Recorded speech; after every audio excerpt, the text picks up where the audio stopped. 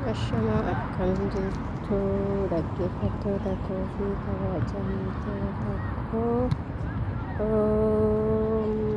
Adaanuu YouTube kan jirtu nagaa jirtu ani nagaa godhaa isiniin jedha.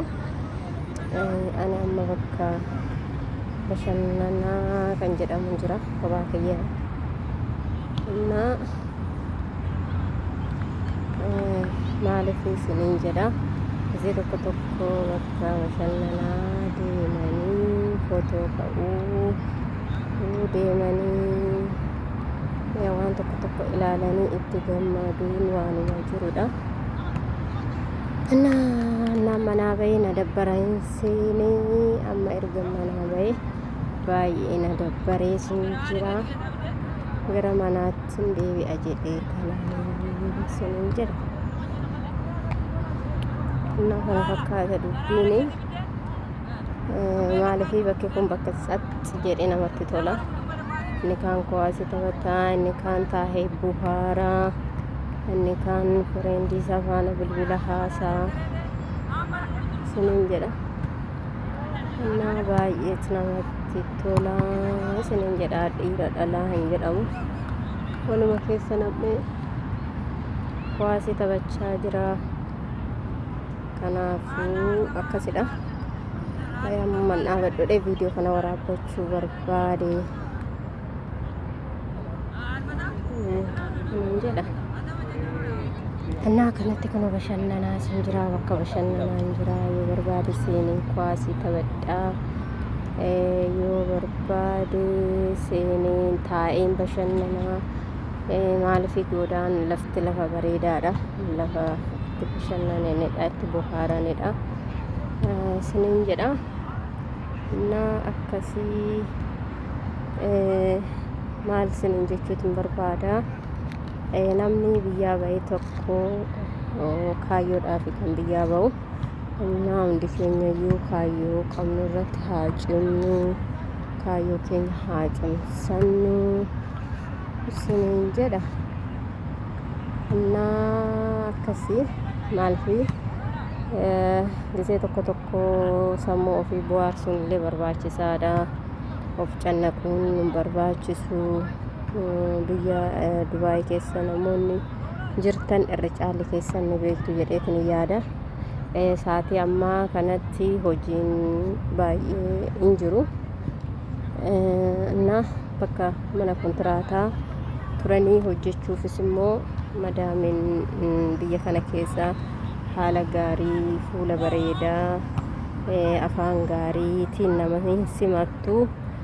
Yoo san ammoo namni keenya garaan isaa dhipheessa waan ta'eef tokkicha aarraan matarayyasiillee yoo fuuldura dhaaban duubatti hin deebi'u, ni baqataa jechuudha. Annaa kanaafuu bakka namaa ta'u tokko kontiraata ofii waggaa lama dalagatanii osoo biyya galanii barbaachisaa ture. Yoo namaan danda'amne immoo paaspoortii ofiillee kan fudhatanii biyya ba'an gatanii deemuudha kan murteessanii. Maaliif haala jiruu fi jireenya ofii mijeeffachuudhaaf jecha namni waan baay'ee godha. Waan inni godhus immoo waan hedduudha. Innis immoo waan hedduu godha yeroo sinin jedhu bakka haala jiruu fi jireenya isaa mijeeffachuudhaaf bakka kontiraataa sana yookiin gadhiisee bakka filate itti deemuu danda'a. Bakka inni filate sunis immoo akkaataan inni itti yaade osoo hin taane akkaataa Waaqayyo namaaf yaadedha. Waaqayyo bakka gaariitti yoo nama ergee nama qabee waan gaariitti goranii, waan gaarii dalagatanii, waan gaarii godhatu. Annaa maaliif isin jechuu barbaade in ulfaata. Nuuroon biyya kana keessaa in ulfaata. Tokkicha erga mana warra keetii baatee fi tokkicha erga mana kontiraataatti baatee waan si mudatuu fi waan si hin mudannee adda baafattee hin beektu sinin jedha. Mudannoonis immoo mudannoo baay'eetu jira. Mudannoo kana keessas immoo unumti obsaan keessa darbuu dandeenya sinin jedha. amma utuun waa'ee tokko kaasee isinitti odeesse dhugaa sin dhibas sin garramasi maaliif hoo jettanii yeroo duraatii fi waggaa 5 kan ta'u Beeruutin dalagee ergan Beeruut dalagee booda waggaa 5 ergan xumuree gara biyya kiyyaa deebi'ee biyya Dubaay dhufee Dubaay ergan dhufee haala jiruuf jireenyaallee naaf hin mijannee akkuma dura siniif kaasee namni yoo biyyaa bahee waan isaa qunnamuu fi waan isaa aggaxxamu adda baafatee hin beeku. Annaa kanaafuu amma ergan biyya kana dhufee mana kontiraataa galee mana kontiraataa ergan galeellee haalli tokko naaf hin mijanne achis haaluma jiruuf jireenya fooyyeffachuuf mana kontiraataa dhiisee bahee ergan bahees immoo kun wanni na mudachaa jiru haala gaarii miti yeroo isin jedhu wanna itti gammadanii jiraatan miti yeruma hundaa gaddaa garuu immoo kana biratti immoo Waaqayyo gaddisiisuullee hin barbaadu ofis gaddisiisuu hin barbaadu maaliif Waaqayyo erga fayyaa namaaf kennee booda fayyaa ofiitti gammadanii jiraachuun tasfaa tokko annaa akkasii isiniin jedha fayyaa nan qabaa akka mataa kiyyaatti fayyaan qabaa nagaan qabaa rabbii galannaa ga'u rabbii fi kabajnii fi ulfinni isaaf haa ta'u isiniin jedha. Kanaafuu amma erga akkas ta'een booda xumura isaa isiniif himaa kan baay'ee nama gaddisiisuu fi kan baay'ee keessa kiyya nama deessee duuba kiyya dhiisa duubni kiyya kan keessi kiyya madaa'ee duuba kiyyatti na ba'e innaa waggaa 5 biyya hambaa keessa dalagee waggaa lammataa biyya kana keessa waggaa 7 qabadhee jira kan hin dalagee annaa warri walitti qabadhee magaalaa Buraayyuu kan jedhamu keessatti mana wayii lafas bitee mana wayii ijaare akkuma ilmoon namaa bitatee lafa bitatee mana ijaarratu annaa erga manichas immoo ijaareen booda dadhabbii hamma hin jedhamne kananitti dadhabee bakka kan sammuu kiyyaatti na dadhabe jechuudha.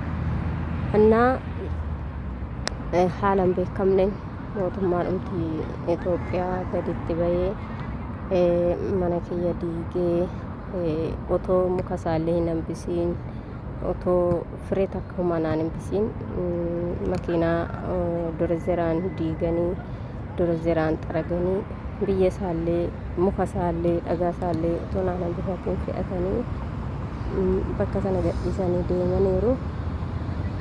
Annaa kanaafuu ammas immoo galanni rabbii hin badiin yeroo sanaaf garuu baay'ee dhiphadhee baay'ee gaddee ture gadda sana keessas immoo Waaqayyo na dabarsee har'a gaheera isiniin jedha.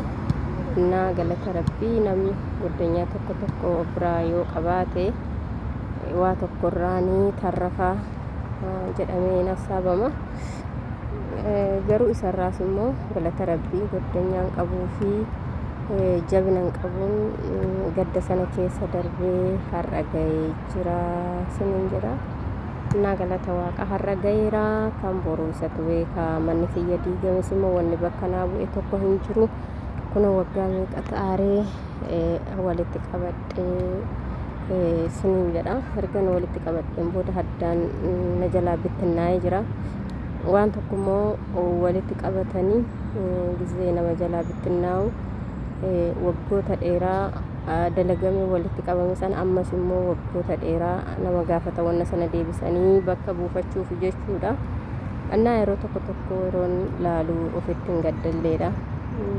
Maaliif gaddus immoo boos immoo ofumaan miidha malee nama miidhu tokkollee hin qabu.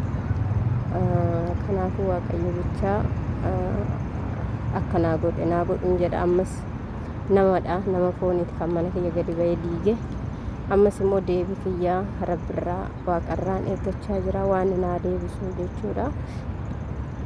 annaa kanaafuu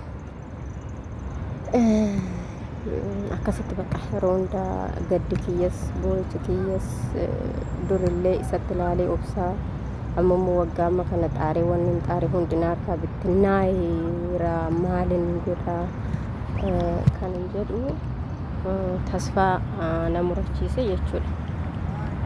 Na tasfaa na murachiisee jira. Tasfaa muradhus immoo waan godhan hin jiru. Otuma gadditu otuma boossu inuma jiraata. Duuniyaan hin dhufas hin dhumas jedhu qabeenyaan fixeensaa jedha Oromoon uumamaaku. Na qabeenyaan hin dhufalleedha hin dhumalleedha. Innaa ammas immoo obsumaanii Waaqayyoo bakka naa buusaa laataa waan godheef isatu beekaa laataa jedheetiniin obsuman qabaa isiniin jedha. Obsa koo sanas immoo Waaqayyoo xumura isaa naaf haa bareechuu xumura isaa naaf haa tolchuu jechaatiin jira.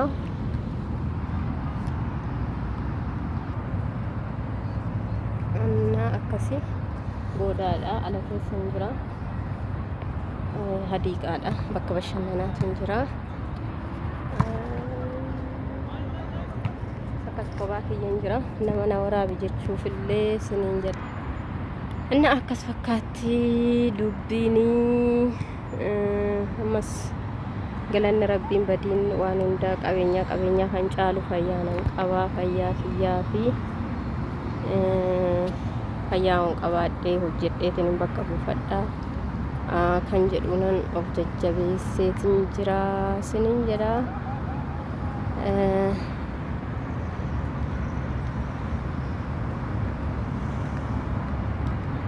Kanaafuu galatoomaa isiniin jedha. Viidiyoo kana yoon itti fayyadamee fi sirriitti agama carrashaasaa naa dhaggeeffadhaa isiniin jedha. Dhaggeeffattoota koo fi kabajamtoota koo isiniin jedheetiin jira. Ulfaadhaa galatoomaa.